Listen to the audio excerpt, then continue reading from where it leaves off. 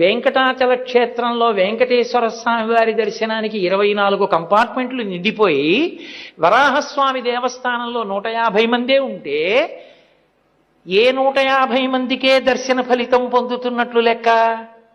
నా నోటితో ఎందుకు అనాలి?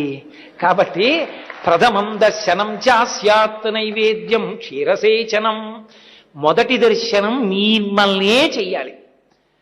ఆయన డబ్బుకు బదులు నా మాట ఇది. కాబట్టి నా మాట వాడు పాటిస్తే కదూ నా దర్శనానికి వచ్చాడని నేను చెప్పేది. వాడు మీ దర్శనానికి రాకపోతే నాకు ఇలాంటివి చెప్తున్నప్పుడు భయంగా ఉంటుంది. ఒరే వచ్చేసారి నీకు అవుతుందా వరాహస్వామి దర్శనం అని భయం వేస్తుంది.